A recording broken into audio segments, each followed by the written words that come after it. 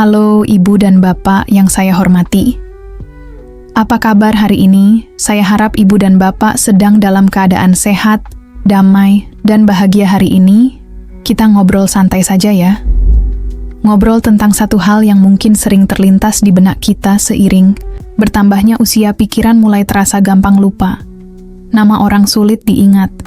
Kadang baru saja menaruh kacamata, tapi sudah lupa di mana. Kalau ibu atau bapak pernah mengalaminya, percayalah, itu bukan hal yang perlu ditakuti. Tapi juga bukan sesuatu yang boleh dianggap sepele karena menjaga pikiran tetap tajam setelah usia 60 itu sangat penting. Bukan hanya supaya kita ingat cucu kita namanya siapa, tapi juga supaya kita tetap bisa mandiri, tetap bisa mengambil keputusan, dan tetap merasa utuh sebagai pribadi. Nah, di video ini saya akan berbagi 5 kebiasaan sederhana yang kalau dilakukan secara rutin bisa membantu mencegah pikun atau kepikunan di usia lanjut. Bukan hal yang rumit kok, bukan juga obat mahal, tapi benar-benar kebiasaan sehari-hari yang bisa kita lakukan dari rumah. Mari kita mulai dari yang pertama ya. Kebiasaan ini sering dianggap remeh, tapi dampaknya besar sekali untuk otak, yaitu bergerak setiap hari. Iya, sesederhana itu bergerak. Tidak harus olahraga berat, tidak harus pergi ke pusat kebugaran. Cukup berjalan santai di halaman, menyapu, rumah senam ringan di depan televisi, atau sekadar naik turun tangga pelan-pelan. Kenapa bergerak itu penting? Karena saat kita bergerak, aliran darah ke otak ikut meningkat. Dan itu membantu otak kita tetap aktif dan segar. Coba bayangkan otak seperti kebun. Kalau tidak pernah disiram, lama-lama kering, kan? Nah, gerakan tubuh kita adalah airnya. Semakin sering kita bergerak, semakin subur kebun otak kita. Saya kenal seorang ibu berusia 72 tahun. Setiap pagi dia jalan kaki selama 20 menit keliling kompleks. Tidak cepat-cepat, santai saja. Tapi setiap kali dia pulang, wajahnya selalu cerah. Bukan cuman karena badannya sehat, tapi karena pikirannya juga jadi lebih ringan. Jadi kalau hari ini ibu atau bapak belum sempat bergerak, ayo, setelah video ini selesai, coba berdiri, gerakkan tubuh sebentar. Karena setiap langkah yang kita ambil, itu seperti kita memberi pupuk untuk otak kita. Kebiasaan kedua, ini mungkin terdengar sederhana juga, tapi ternyata efeknya luar biasa untuk daya ingat. Yaitu, ngobrol. Iya, benar. Ngobrol-mengobrol dengan orang lain adalah latihan luar biasa untuk otak. Karena saat kita ngobrol, otak bekerja keras. Mengatur kata-kata, mengingat cerita, merespons lawan bicara. Dan yang paling penting, membuat kita merasa terhubung ke pikunan.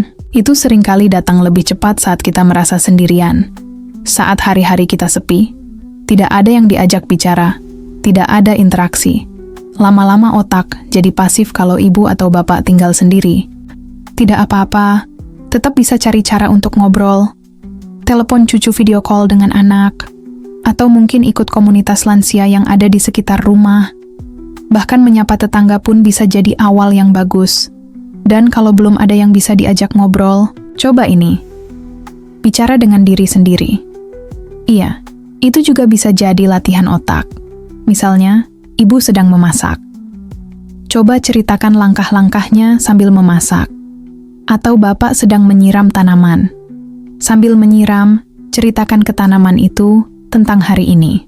Kelihatannya aneh, ya, tapi itu membuat otak tetap aktif, tetap berpikir, dan tetap bergerak. Saya sendiri pernah menemani seorang bapak berusia 80 tahun.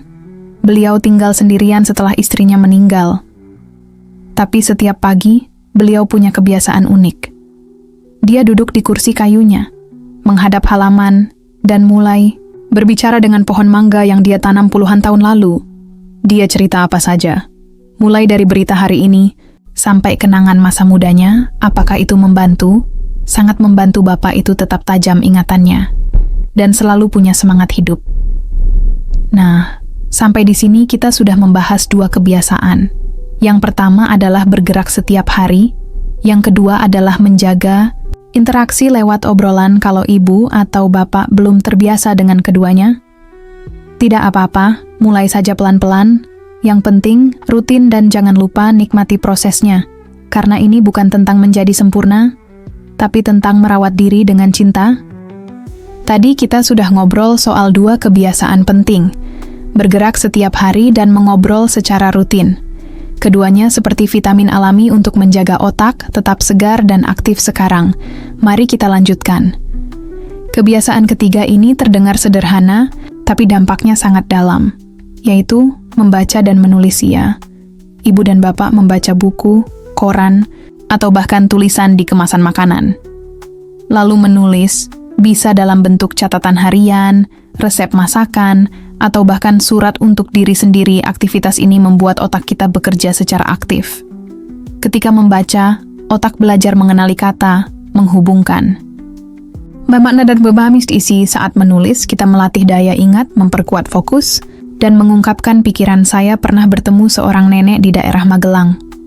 Usianya 78 tahun. Setiap malam sebelum tidur, beliau menulis 3 hal yang dia syukuri hari itu. Kadang sesederhana, hari ini cucu datang, atau tadi makan pisang goreng yang enak. Ternyata itu bukan hanya membuat hatinya tenang, tapi juga melatih memorinya untuk mengingat detail kecil yang terjadi di hari itu. Dan lebih penting lagi, membuat beliau lebih bahagia. Bapak dan ibu juga bisa mencobanya. Ambil buku tulis kecil. Taruh di dekat tempat tidur. Setiap malam, tuliskan 2 atau 3 kalimat. Tidak perlu panjang. Yang penting dari hati. Bisa juga membaca buku yang ringan. Cerita, pendek, kisah inspiratif, atau bahkan dongeng. Membaca adalah cara kita menyapa dunia. Dan menulis adalah cara kita menyapa diri sendiri. Kebiasaan keempat. Ini mungkin yang paling sering diabaikan, padahal sangat berpengaruh, yaitu makan yang benar banyak. Orang berpikir, saya sudah tua, makan apa saja boleh, yang penting kenyang. Padahal, justru di usia ini, otak kita sangat bergantung pada apa yang kita makan. Ada makanan yang diam-diam melemahkan daya ingat. Terlalu banyak gula, makanan tinggi garam, dan gorengan berlebihan.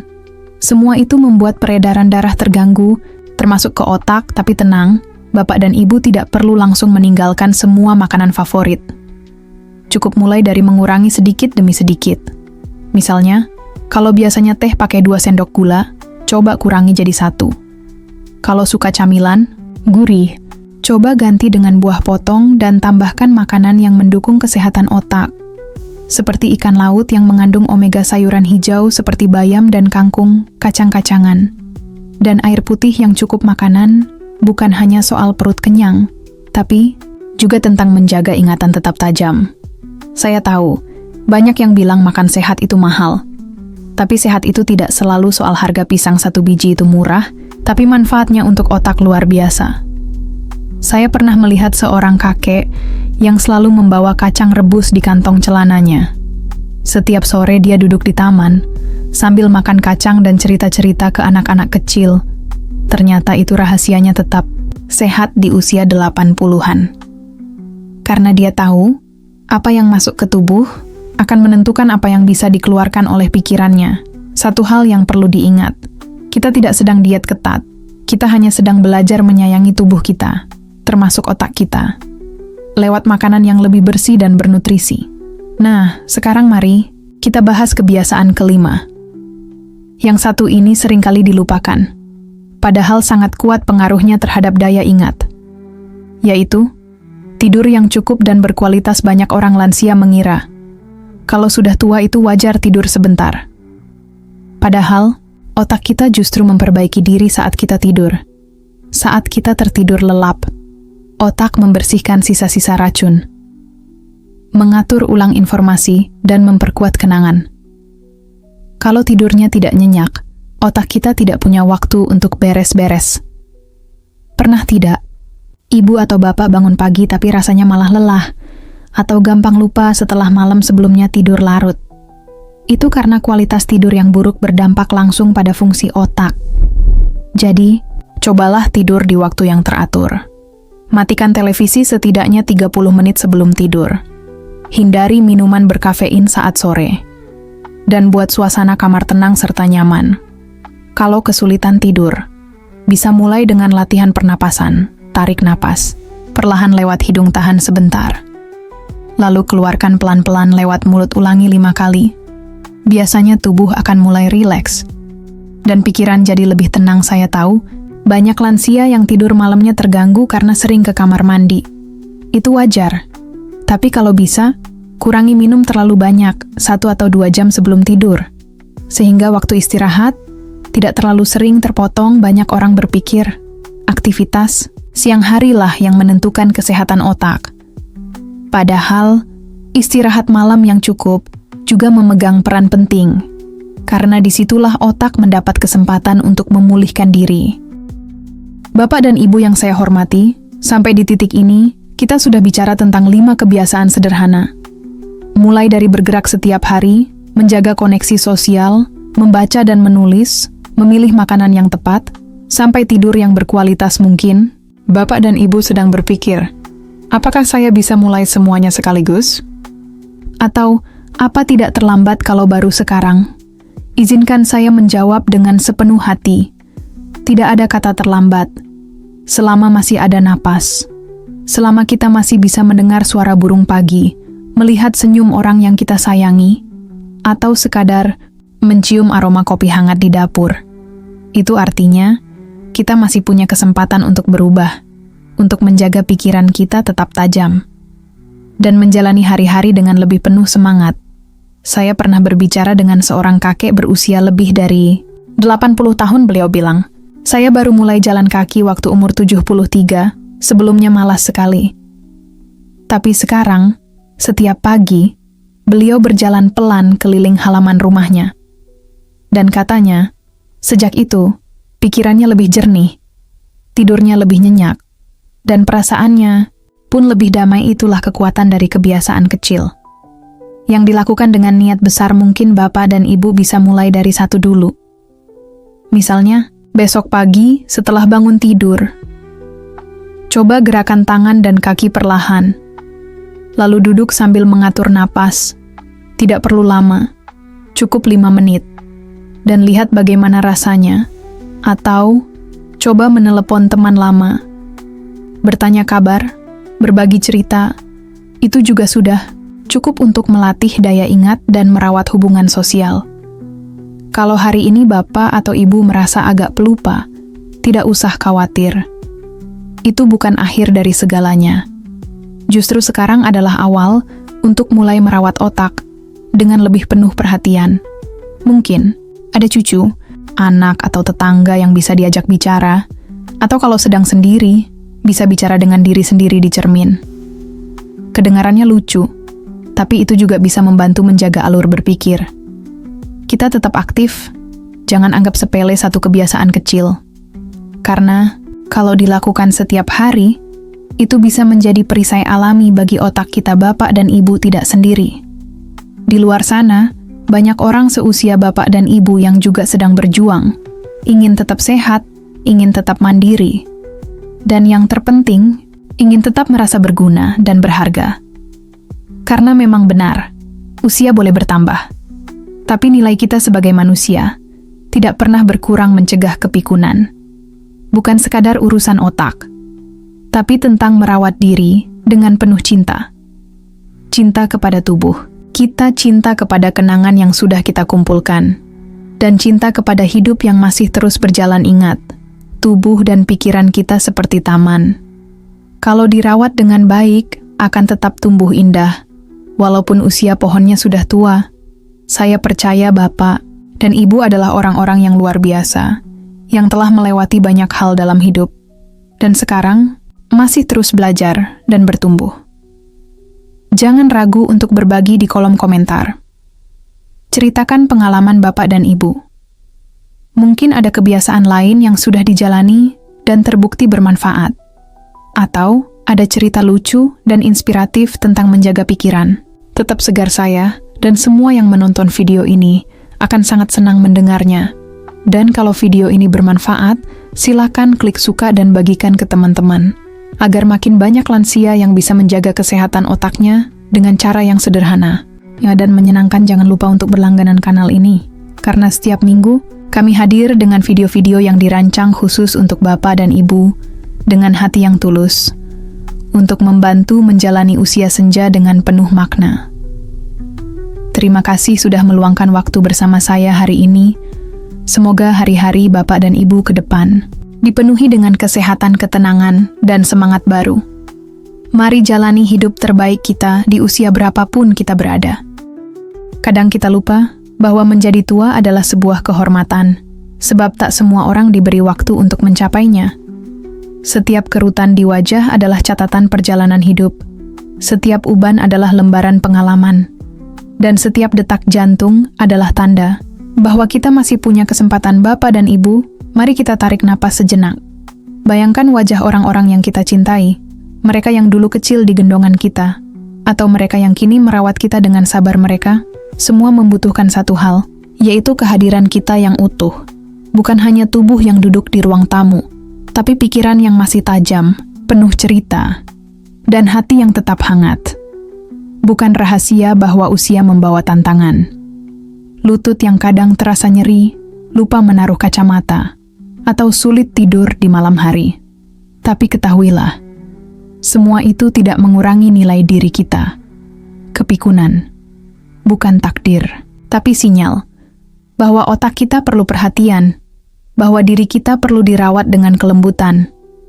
Seperti merawat tanaman yang pernah kita tanam di halaman, apa yang kita pilih hari ini akan menentukan seperti apa kita esok. Mungkin kita tidak bisa kembali ke masa muda, tapi kita bisa menjadikan usia kita sekarang sebagai usia paling bijaksana, usia paling damai, usia paling dekat dengan kebahagiaan sejati. Karena sebenarnya bukan usia yang membuat kita tua, tapi hati yang berhenti bersyukur, dan pikiran yang berhenti belajar. Maka teruslah belajar, teruslah bertanya, teruslah membaca, menulis, dan bercerita. Kalau hari ini kita bisa mengingat satu puisi, satu kenangan, atau satu nama lama, itu adalah kemenangan kecil yang patut dirayakan. Lakukan satu kebaikan setiap hari. Sekecil apapun itu, tersenyum pada tetangga, memberi kabar pada saudara, atau cukup berkata, terima kasih, ya. Itu juga cara merawat otak dan jiwa. Dan ketika nanti tubuh ini sudah tak sekuat dulu, saat jalan mulai pelan, atau ucapan tak lagi setajam dulu, yang akan dikenang bukan seberapa cepat kita berjalan, tapi seberapa dalam kita mencintai hidup Bapak dan Ibu. Di Nusantara ini kita punya petuah tua yang selalu relevan. Barang siapa menghormati usia, dia akan dipanjangkan rezekinya dan dilapangkan hatinya. Jadi, mari hormati diri sendiri, rawat tubuh dan pikiran, dan tetaplah menjadi pelita bagi keluarga, lingkungan, dan generasi setelah kita. Jika video ini menyentuh hati Bapak dan Ibu, bagikanlah. Bukan hanya untuk membantu kanal ini, tapi agar lebih banyak lansia yang terinspirasi bahwa hidup ini belum usai. Masih ada hari-hari indah yang bisa dijalani. Jangan lupa untuk klik suka berlangganan dan aktifkan loncengnya, agar tidak ketinggalan konten yang akan membantu kita semua menjadi lansia yang sehat, kuat, dan tetap penuh cinta. Kami dari Yayasan Darbe, Berbagi Nusantara, mengucapkan terima kasih karena telah memberi kami kesempatan untuk hadir di hati Bapak dan Ibu. Sampai jumpa di video selanjutnya. Tetap semangat, tetap tersenyum, dan teruslah hidup dengan makna yang dalam. Salam hormat dan kasih dari kami.